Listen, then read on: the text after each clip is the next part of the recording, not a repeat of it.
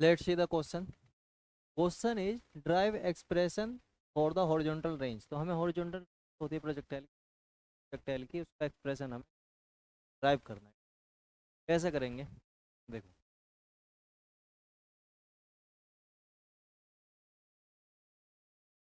ये हमने किसी प्रोजेक्टाइल को थ्रो कर दिया यू स्पीड, इस तरह से आ जाएगा। हॉरिजॉन्टल डिस्टेंस होती है जहाँ पर जाकर वो यही हमें इसका एक्सप्रेशन हमें एच को लेट से हमने इसे थीटा एंगल पे।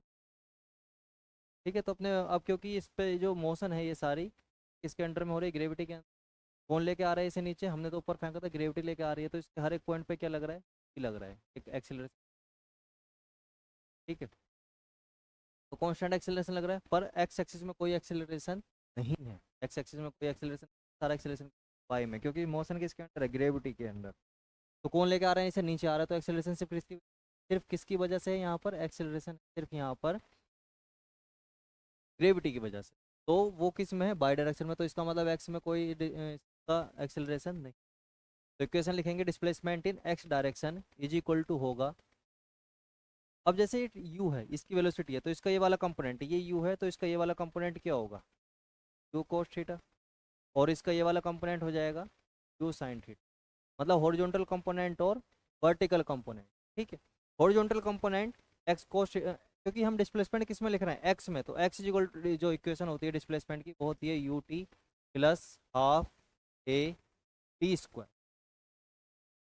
तो डिस्प्लेसमेंट इन एक्स डायरेक्शन, तो यू भी किसका लिखेंगे, एक्स का। तो initial velocity in x you cos theta, you cos theta into time हमें नहीं पता, मान लो यहाँ से यहाँ तक का टाइम लग रहा है, उसे टी लिख लिया हमने, plus half A T square. Acceleration in X direction तो जीरो है, एक्स में कोई भी एक्सेलरेशन नहीं है, सारा एक्सेलरेशन किस में है, वाई में है।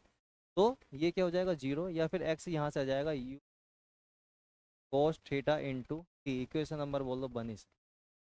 अब displacement in Y direction, displacement in Y direction, initial velocity in Y u sine theta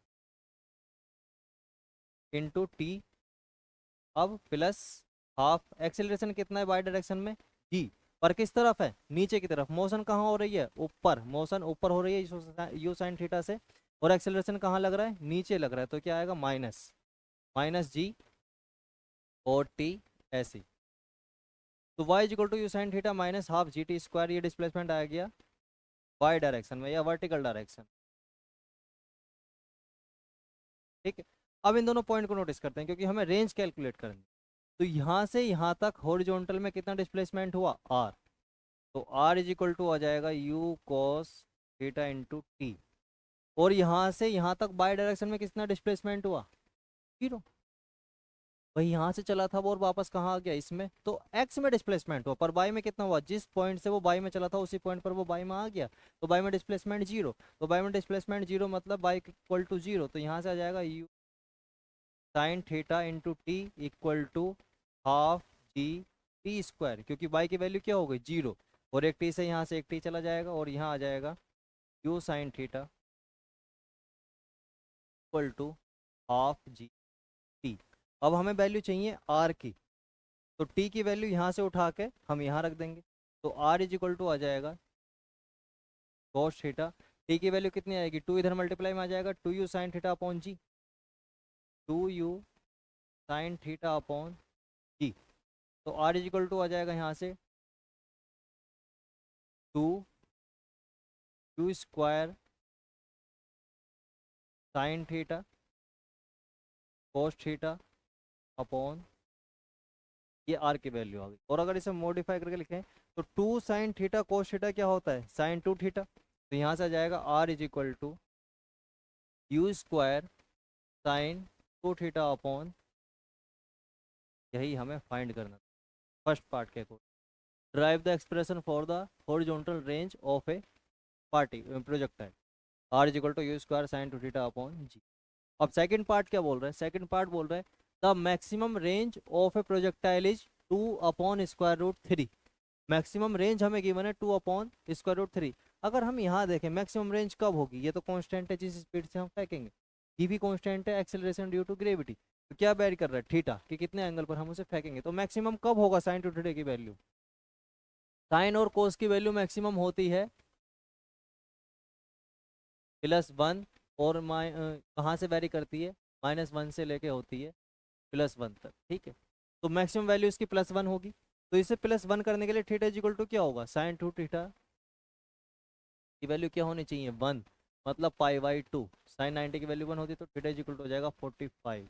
तो 45 पर फेंकेंगे, जब जाके रेंज क्या होगी, मैक्सिमम होगी। तो रेंज मैक्सिमम होगी 45 डिग्री पर, और मैक्सिमम रेंज होने के लिए आर का फॉर्मूला बन जाता है, इसकी वैल्यू क्या हो जाएगी 1, 45 रखेंगे 90 sin 91, तो maximum range R max equal to होगा u² याद रखना, ये रेंज के लिए है और वो मैक्सिमम रेंज के लिए है। मैक्सिमम रेंज कहाँ होती है 45 पर, 45 इंटू 2 sin 90, और sin 90 की वैल्यू 1, तो यहाँ से आर मैक्सिमम आ जाएगा u²/g, ठीक है। अब maximum range of a projectile is 2/√3, ये इसकी वैल्यू है u²/g की, times the actual range for a given velocity of projection, what is the angle of projection for the actual range, ठीक है।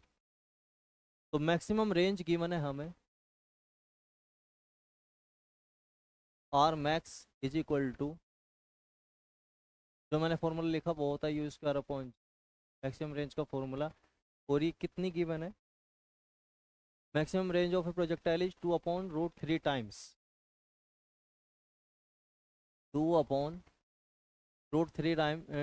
टाइम्स ऑफ एक्चुअल रेंज, तो actual range के लिए मैंने ए लिख दी, ठीक है। फिर आगे बोल रहा है for a given velocity of, what is the angle of projection for the actual range, तो हमें एंगल बताना। तो एक्चुअल रेंज का फॉर्मूला तो वही जो हम जानते हैं, u²/g इधर ऐसे ही रहेगा 2/3, क्योंकि ये मल्टीप्लाई में है, 2/3√3 टाइम्स ऑफ एक्चुअल रेंज, तो एक्चुअल रेंज का formula u² sin 2 theta upon, तो u²g से ये कैंसिल हो जाएगा, बचेगा क्या 1/1 इज इक्वल टू 2/√3, और यहाँ आ जाएगा sin 2 थीटा, या sin 2 थीटा की वैल्यू यहाँ से आ जाएगी √3/2, और ये होता है sin 60, तो 2 थीटा इज इक्वल टू आ जाएगा 60 डिग्री, और थीटा इज इक्वल टू आ जाएगा यहाँ से 30 डिग्री। यही हमें फाइंड करना था, जो एक्चुअल रेंज वाला प्रोजेक्टाइल होगा उसका एंगल कितना होगा 30 डिग्री, यही अपना आंसर।